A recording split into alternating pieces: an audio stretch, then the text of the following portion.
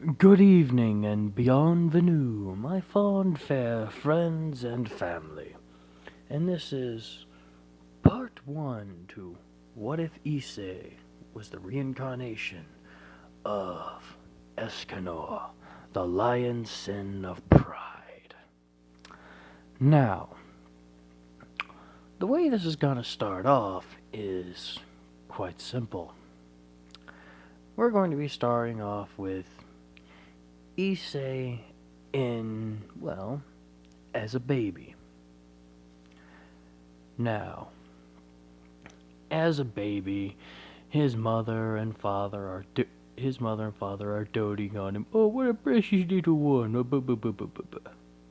You know, all the fun stuff you do with a baby. They're laughing, having a fun time when all of a sudden they notice the father kind of notices, is it weird or is it me or does it feel a little bit hot in here? As he kind of goes towards the thermostat, that's the name of it, the thermostat, and checks on it, and the room is actually risen by 2 degrees. And he's kind of surprised. Is the air conditioner not working or something? Now, this is a 8-month-old Issei. Nothing too big, nothing too powerful, nothing like that. And this is about midday, so that's about as much he exerts now. The father is more curious about this and everything, while the mother just kind of looks at him and just goes, "Oh, aren't you just a big-hearted little man? Aren't you just a good little baby?" All that sort of stuff, just caressing him with a love and affection and all that. Now, this keeps progressing for another few months until we wind up with a 1-year-old Issei.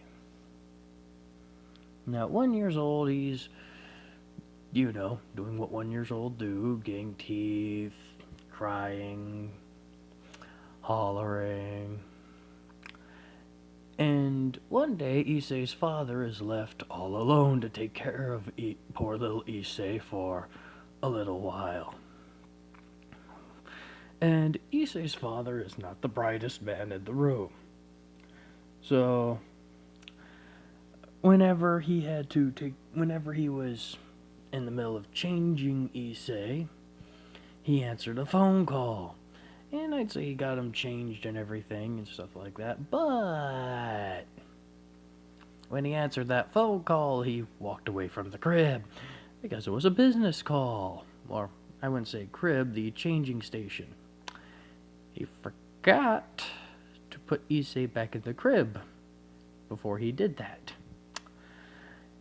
And what does he do? Well, simple. He's a baby. Babies turn and roll and move. They do not sit still. And he just hears a loud thud.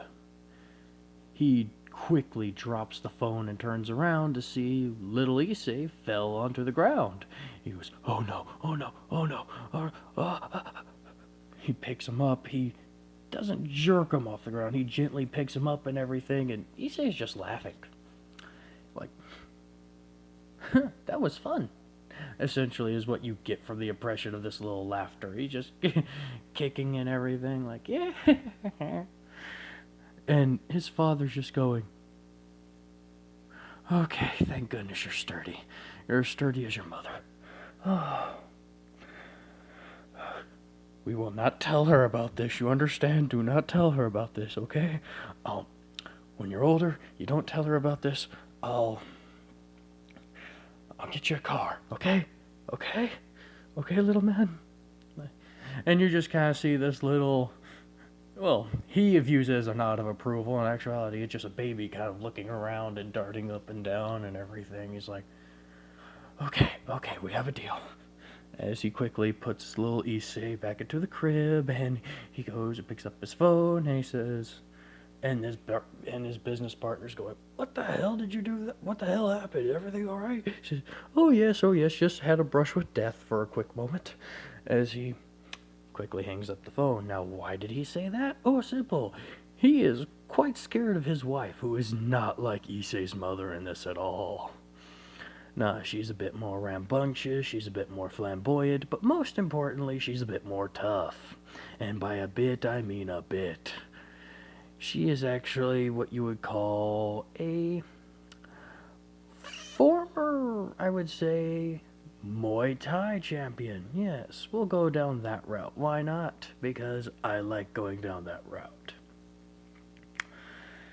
She was a former master of Muay Thai. She kind of quit whenever her family didn't really like the idea of her getting along with a businessman. She, well, liked him despite that and everything, and occasionally she does put him in his place with, you know, punches and elbows and knees. Poor bastard. Now, why am I calling them Issei's mother and Issei's father instead of, by their names? Simple, I can't look up their dang names. I have not been able to find them. So, forgive me, but I'll have to hold off and create names for them for part 2. I apologize. I literally looked at that for over an hour trying to find them. If anyone else knows their names, please let me know. This humble narrator needs help from time to time. Now, now, I'd say another year progresses. He's age 2. And all happy, he's crawling around, and the mother's looking after him, and she sees this little rambunctious toddler just crawling around like a little bat out of hell.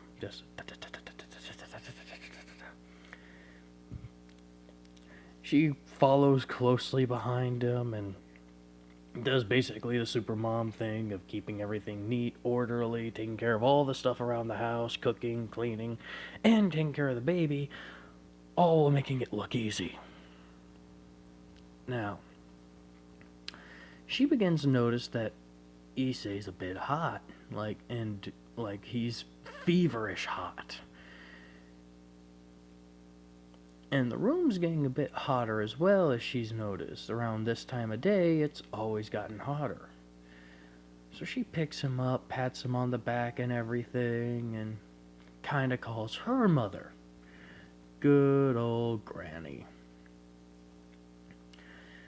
Now, Granny kind of informs her that what starts off as a small thing now has apparently happened in their family before, for generations even. The firstborn males of the family every other generation will have this strange type of ability, and it gets worse as they get older. Now, at one point, it even got to where one man started a fire by accident with it. And they were able to figure out and suppress it with a type of heirloom that's been passed down for generations and generations. Now, what is this heirloom, you may ask? Well, it's a type of amulet. It looks European in make and model. It's a small little pendant that has the golden head of a lion attached to it with bright red ruby eyes. It's a bit gaudy, but the granny hands it over to her after they meet up and arrange for her to visit and everything. And she gives it to her and tells him whenever he gets to about 4 to 8 or so, make sure he starts wearing this and everything will be fine. Now, why does this amulet help? Well, I'll tell you why this amulet helps. This amulet this world, we'll say, is basically built upon the old world of the Seven Deadly Sins' world. Yes, I'm doing this. And being that it's built upon that, the weapons are technically still around. Merlin noticed that it's kind of awkward for Escanor to carry Rita some places, and she created an amulet that was bound to Rita. Now, in case you didn't know, Rita's ability is Charge and Fire. It's able to store his access energy and such. And considering during the Hudo family line, no one's really tapped into this power of sunshine that's kind of been going down through it. It's been more than enough to kind of stop the sensation from getting out of control and out of hand. At least up until now. Oh, trust me, this is going to get a lot more fun now. So, while they don't know the story of the amulet, you guys now do, so, you know. They just know it works, and, well, they're happy with it. So, he starts wearing the amulet. So, again, we're going to cut to about whenever he's 5, he's running around, and this little Issei is, well, just doing his best with his dear old friend, running around with his childhood friend, Inara. Now, they're all going around running through the office and everything, and playing around with his dad's collection and all that. And they kind of do the same things that are in canon, but she just likes looking at Issei's little pendant and everything, and she finds it interesting and cool, and he's kind of going like, yeah, it's nice and everything, just kind of showing it off and being all happy-go-lucky and, you know, being prideful. She says, hey, can I hold it for a minute? And he says, Mom told me never to take it off. It's kind of like a family heirloom. Oh, I just want to hold it for a minute, please. And Issei, kind of being a sucker for the ladies, even at this age, he just kind of says, well, fine. He just takes it off and hands it to her, but as he does, he feels this strange warmth kind of come over him. It's like, that's weird. What? Nothing. I feel a little warm.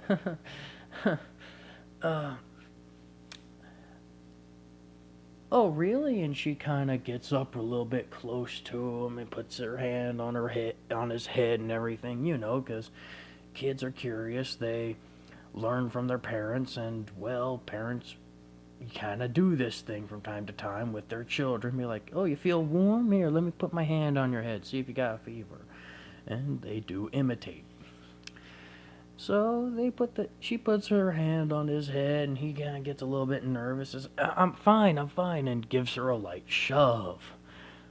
But a light shove from a kid who has sunshine, even at this age, turns from a light shove into kind of a full-on push. And she kind of gets,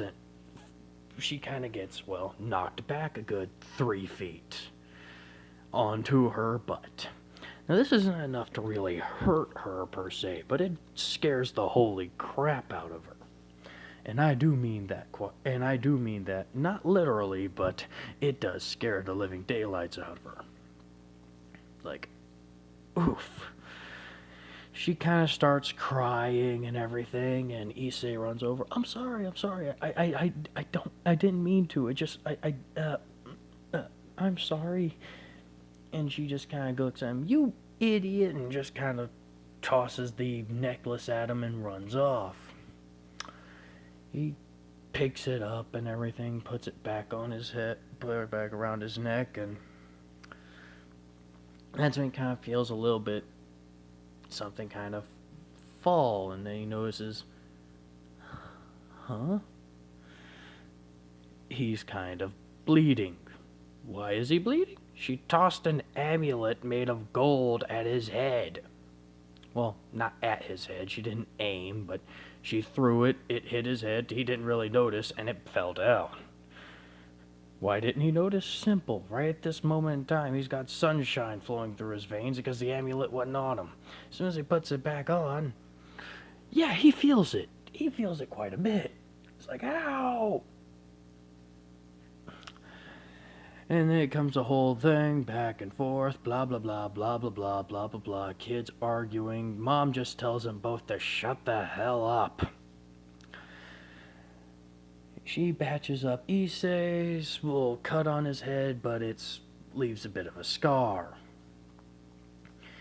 And Irina kind of apologizes. He apologizes back. They are back to being somewhat fast friends, and we'll continue on. Now, we're going to go up until about elementary school. And at this point in time, Irina's gone off with her family. She's moved and everything, and I would say this is where Issei would normally begin to start acting out in a perverted manner. Because I wouldn't say uber perverted like he is in the high school version of him, but messing with girls and stuff like that, picking on them, and or kind of doing the whole standard, messing around and teasing a bit. The mother doesn't like this at all. My apologies about that. Got into the middle of a conversation with an old friend of mine. Oops, sorry. Now, back to where I was. Right. He was beginning to act out in a bit of a indecent fashion at elementary school, and his mother, well, couldn't have that. She wasn't going to raise some little pervert. So, she decided if he has that much time and energy to focus on that, then he could focus on something else. Like training. So, every day after school, after he'd do his homework, she would put him through the ringer, running him, training him, teaching him how to fight, putting him in stances, making him throw punches. Yes, he is being put through the ringer at elementary school. And this is gonna continue and continue and continue. Yes, and even double, he ends up getting even double so if his grades ever slip. So he's actually fairly smart. Why? Because he doesn't want to get put through the ringer even worse than he already is. This poor bastard just wants to kind of live free and all that sort of junk. Unfortunately, his mother's going to make his life a living hell if he doesn't, abide by the rules that they make. Now, by the time he gets to high school, he's fairly buff, he's fairly tall. I wouldn't say he's jacked, not by any means. It's more lean. A bit more muscular than standard, you say, but... And he's about taller by about... Instead of being that 5'7" string bean, he's gonna be around a 5'10", 180 pounds of solid muscle. Like, he has been training his ass off. And yes, he will kind of still have the same friends as in canon, but he won't hang around them as much. He'll be slightly more popular. And I do mean slightly. He's a bit.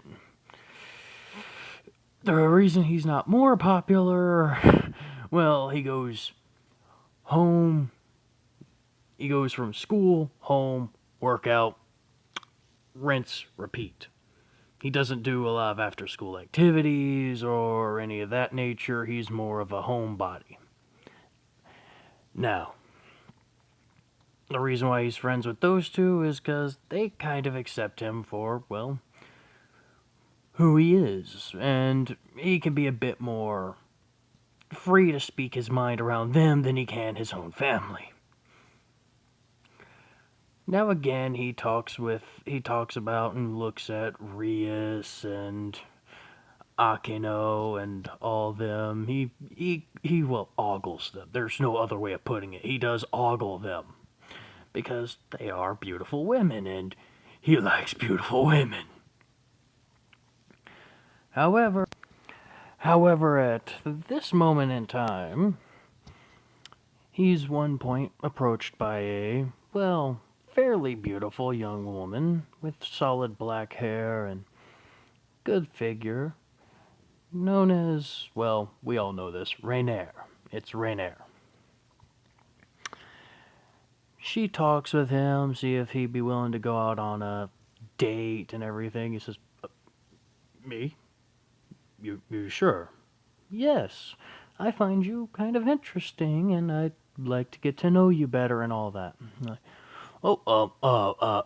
Yes, I gladly do so. Why, thank you. Just give me a little bit of time and I'll gladly prepare. Okay, tomorrow, and you can meet me in front of the train station? Sure thing. As he kind of, well, darts off back home.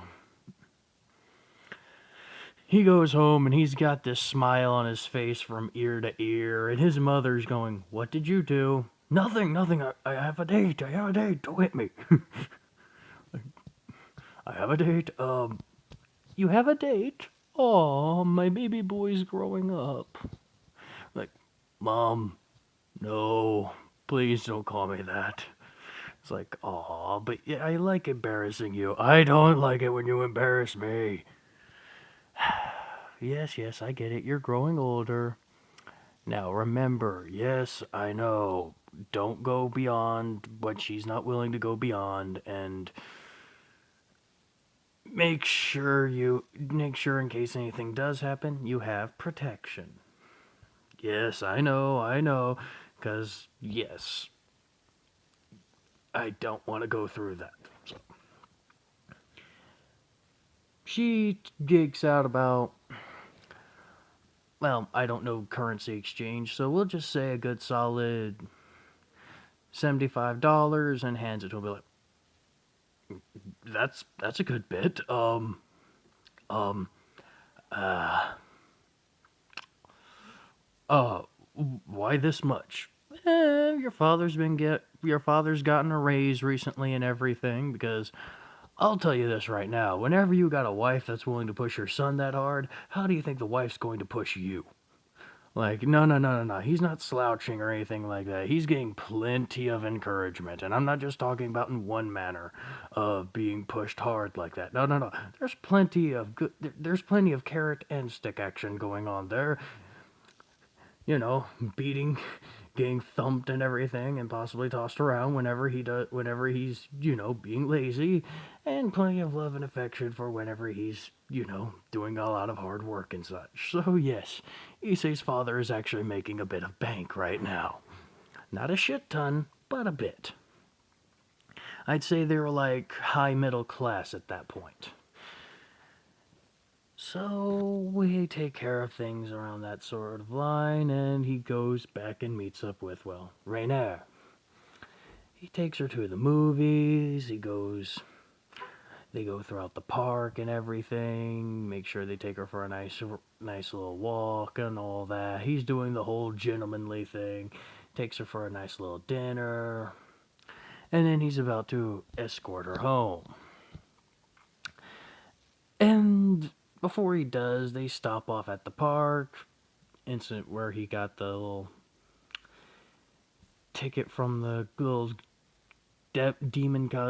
devil cosplay girl happens, yada yada yada. You know the drill. They stop off at the park and they sit down for a little while, and he's just saying how happy he is that she's willing to accept him for him, and that she doesn't. He's glad she doesn't mind how he operates and, well, not operates, works and does things, and how his family is and all that. And that's when she just kind of gets a bit irritable, it seems. It's like, good God, you're boring. Huh? I thought you would have at least tried something by now, but no, you're boring in and out. That's not nice. Oh, shut up. I'm not nice. As she kind of just... Rainier just kind of looks at him and be like, I can't believe I was told to watch you. You are completely and totally useless. I figured you would have at least tried something, or at least shown off a bit of your prowess, but no, you've got nothing, don't you? As she kind of, she tries to kill him with that whole glowing spear bullshit, and he just goes, whoa, what the hell? Renair, what the hell's going on? Why are you doing this? Says, oh, you little dumbass. I'm tired of having to watch over you. I'm done. I have better things I could be doing. So why don't you do me a favor and just die already, you boring piece of shit? As she throws another one and another one and another one. And he's dodging. Why is he dodging? Because he doesn't want to die. Because I will say this, he's like a very weak Escanor. He's like, at most, got like 1% going on him right now. And that's at most. He keeps dodging and flipping and turning and doing all that crap. When eventually he hears something in the back of it. When eventually he gets really irritated. He's like, You lied to me. You lied to me. Oh, are you getting a little steamed, huh, lover boy? Of course I lied to you. And he just gets furious the more he thinks about this. Now sit still and die. As another spear comes charging straight forward. He's tired of this bullcrap, and he does the one thing his mother always taught him to do. Whenever confronted with something, punch the living crap out of it. He doesn't care if he dies at this moment in time. He doesn't give a crap anymore. And that's when he hears and that's whenever he doubles his fist back and does, well, a straight punch. Just closing his eyes and bracing for what would be the inevitable clash of spear versus hand. But then as he hits it, with his eyes closed, he feels it kind of, well, shatter into pieces. Then he kind of opens his eyes a little bit and he sees this strange, tiny red glove on his hand. And yes, this is going to be the first form. I'm not auto-giving him the second form just yet, okay? That comes in time. You have to earn your stripes. Come on, people. Give me a little credit. And then he just hears, burst! And Rainier makes the same mistake as in, well, canon, assuming that it's just a very tiny, worthless knockoff gear that only gives you a minor boost and stuff like that for a short period of time. She doesn't realize that's the Welsh Dragon gear, so yes. But it was just given to a guy who is a master at Muay Thai. And yes, I would say he's equivalent to a very young master of Muay Thai. He knows what he's doing.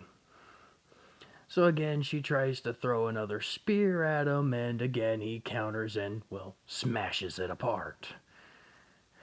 At this point, she kind of calls in, another fallen angel comes in, and they both kind of throw more spears at him. And at this point, he's getting even more furious, and he begins to try to figure out how to get up to them.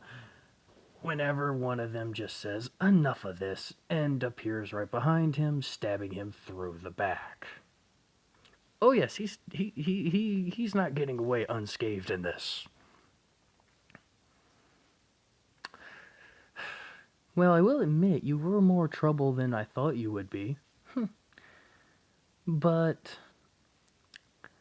oh well. Maybe in another life you could have actually had something there, darling, as she kind of walks off. And the last thought in his mind was, shit, I'm gonna die here. I'm gonna die here. I don't want to die here. I won't die here. I haven't even had a chance to be with a woman yet. No way will I die here.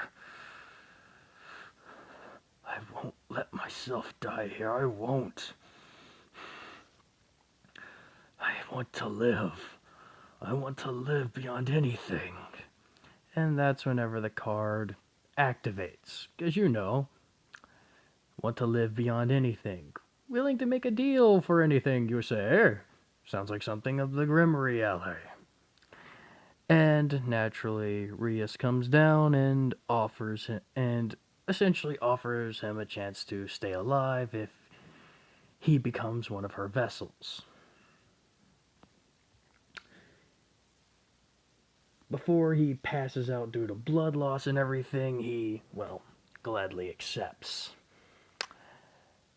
And, well, folks, that's where I'm going to end it off here. I hope you enjoyed. Stay safe. And please tell me tell me what you think about it in the comments below.